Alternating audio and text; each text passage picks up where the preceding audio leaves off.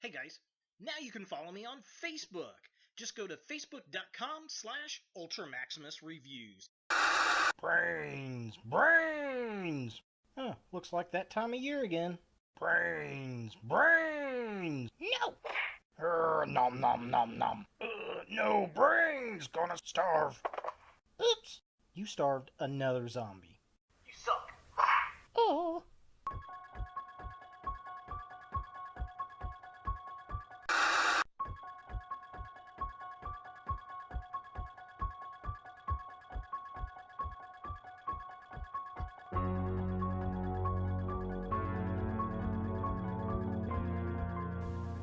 Hello YouTube, Ultra Maximus back with another 31 horror toys in 31 days! Yes, it is that time of year again where we celebrate Halloween all month long in October. This, of course, is a tribute to the late, great Glenn Webb, who hosted the original 31 horror toys in 31 days. Unfortunately, we lost Glenn, but his memory lives on with this great, fantastic Halloweeny treat. And this year, we're going to start off with Marvel Select's Zombie Magneto. And I actually got this at Big Bad Toy Store. At the time of the recording, it was on sale for $15. So if you've not picked this up, I recommend getting it straight out the gate because it's only 15 bucks, which is a great price for a Marvel Select figure. Now, if you've not seen the Marvel Zombie comics, basically all the Marvel heroes and villains become zombies, which is pretty awesome. I think they've had like 3 or 4 or 5 or 6 volumes. It seems like it's been running forever and ever and ever. Of course, there's a Colonel America figure and a Spidey and a Hulk that have come out. I have not picked those up. They also have a Sabretooth that's out there that looks pretty darn cool. So I think Magneto is one of my favorites. So let's go ahead and take a look at the packaging. So here we have Zombie Magneto in the package, and it's in the typical Marvel Select kind of box that we normally get. There he is looking all Magneto-y dead, and then we've got a little stand back there that actually has, it looks like the pumpkin bomb from Hobgoblin, which is cool. We get the Magneto logo there, which is pretty neat. It says Zombie Magneto, Special Collector's Edition figure. It says Marvel Select on the top. There's really nothing on the side or the top there, or I guess on the side there. So yeah, it says Marvel Select Zombie Magneto. So we get the Magneto logo, and it actually looks kind of foily, which is pretty neat. But there is a Magneto looking all kinds of cool and dead. Back of the packaging, it's got a picture of Magneto, which is kind of cut off because this is a big box. I'll show that closer. And then it's got a bio here that is pretty pretty cool. And then it's got an amazing Spider-Man 2 and then Captain America the Winter Soldier. So that's pretty darn neat. We get artwork on the side from the comic book. So just to show that off really fast, that is wicked sick. I love that. Oh. It's a little blurry. And then here's the back of the package, if I can get it to focus. Ta-da! So there's Magneto, looking pretty cool in his gloriness. And then let's go ahead. If you want to pause this, you're more than welcome to. So there's part of the bio. There's another part of the bio. There's another part of the bio. And there is the more of the bio and the last of the bio. So yeah, that's pretty much it for the packaging. Let's go ahead and get Zombie Magneto out of box and see what we think. So here we have Magneto out of the packaging, and I gotta say this thing is very, very cool. It doesn't quite have the articulation that the Marvel Select Colossus had, but that was really kind of the newer version of the Marvel Select, so it was kind of like a giant Marvel Legend to me. But this thing is very, very cool. The base is neat. I kind of wish it had a peg hole in it so you could secure the figure down on there a little bit better, but overall I think they did a really good job with the figure. I mean, the paint and the detail on the figure, very, very nice. And I gotta say, I was a little surprised at how well it stands considering this leg. It just makes it look very thin and wispy, and like it doesn't have any stability, and that's just not right. I mean, that is as stable of a leg as any Marvel Legends figure, so very, very cool. Before I look at the articulation on this guy, I want to show off the base. This is really wicked. The detail that's in this base, it's just a little piece of concrete.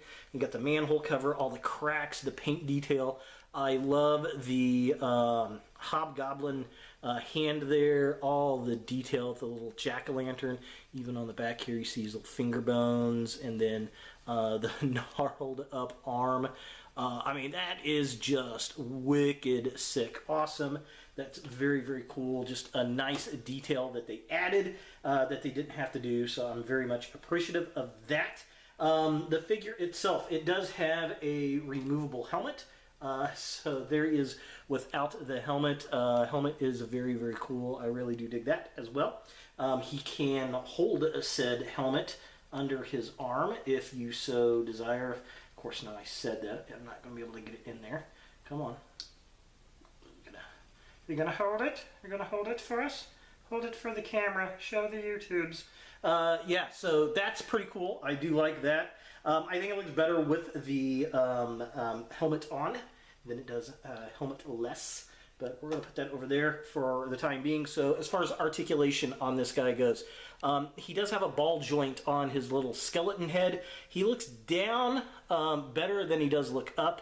It does look left and right. There is no swivel motion in the body, and that's mainly because of all the damage right there to his stomach. His arms do twist up like that. They do turn there. There is no bicep swivel or anything. He has a single jointed elbow, which is a little unfortunate, but not too terribly bad. And then he has twists at the wrist, and there is no hinge on the wrist, which is a bit disappointing. Nothing, obviously, at the waist. His legs don't really kick upwards. They kind of spin more to the side and then spin outward. Then they kick up and back. And then he does have a double-jointed knee, which is nice. No twist at the upper thigh. No twist at the boot. And then he has hinges at the ankle, but no ankle pivot. So it's not as articulated as a Marvel Legends figure, but it's also not too terribly bad as far as articulation goes either. So taking a closer look at Magneto himself, this thing is sculpted and painted so well. I love the skull and the eyeball, all the damage on his body, the rip in his upper arm there, the paint applications, all the little holes in the body just look good. The helmet has this nice kind of dank, dirty, worn out look. So does his collar. The cape is all ripped up and it's dirty. It's got a bunch of different paint washes. The top of his little armor piece on his shoulder kind of looks a little rusty, which is very, very cool. All the black paint detail in the muscular parts just look really nice. But I mean, that face, oh, that wicked, creepy, creepy face. And to take a look at that face without the helmet on, I mean, it's pretty much just a skull. We get little bits of flesh dangling there on the front with the eyeball. I mean, just looks kind of like the Crypt Keeper almost. The skull goes around completely without any flesh. Again, the bone looks good. The paint looks nice. The only issue I have is the back of the skull here. It's very clean cut around the neck. I wish they would have ripped up the neck collar. I think that would have been pretty cool, but other than that, I mean, they did a phenomenal job with the sculpt work on this zombie. So taking a look at the midsection of the figure, again, we get the damage continue down on his thighs here and on his arms. He's got this hole in his midsection, and you can see the skeleton and all the guts through the middle of the spine there. Looks really nice. The rips in his upper body look really, really good. Just nice and wicked and gory. The cape is all kinds of tore up. There are a few holes, a really big hole in the back of the cape that actually goes into the back of the body, because I think he had something pushed through him in the comics, something like a metal rod or something went through him. I can't remember what it was off the top of my head, but I remember him getting some heavy damage. Just looks really nice, and I love how the belt just kind of hangs over the open wound. They just did a great job with the damage. And finally, taking a look at the legs of the figure, oh, this is one of the crowning points to it. That skeleton leg, they hide the joint on the knee so well. It just looks really nice. All the ripped up muscles on the legs just look really, really cool. I like how his legs kind of bow a little bit, like this corpse that's trying to walk. Just looks nice. The boots don't really have any kind of damage, much like the gloves, which is fine. I kind of expect that with boots, really. Just a little bit of damage at the top of the one boot from where his leg is all kind of gnarled up and chewed up. Just looks really cool. And again, so impressed with the design work on this. I figured this would be a very unstable figure, and it absolutely 100% is not. For comparison, here we have the Marvel Select Zombie Magneto next to the Marvel Select Thing, and it's proportioned about right, really, I think, in scale. He's about the right height. Thing is definitely a lot bigger, bulkier, which he should be, so I definitely like the size comparison between the two, except for the fact, well, this guy's already zombified, and he's not. They look pretty cool together. I think this is actually my first Magneto figure in my collection, to be honest. So is the Marvel Select Zombie Magneto something you want in your Marvel collection? Well, if you don't like zombies, this is an easy pass. But if you are a zombie fan, this thing is super cool. If you like the Marvel Zombies series, I think this is a must pick up. This is based off of one of the covers from the original series. I think they did a good job with it. The sculpt and detail work on this thing are just absolutely amazeballs. The engineering of the figure really surprised me.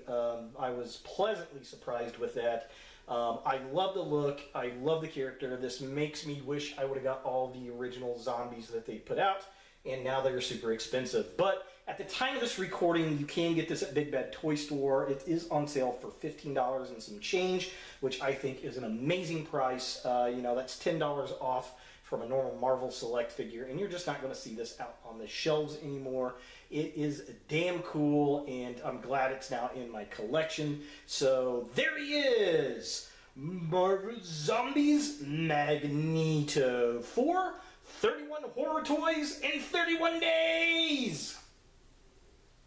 Hey guys, thanks for watching. If you like this video, thumbs it up. If you hate this video, thumbs it down. To watch more Ultra Maximus, click on the links to the right. Don't forget to subscribe and share, like us on Facebook, and look for more videos in the future.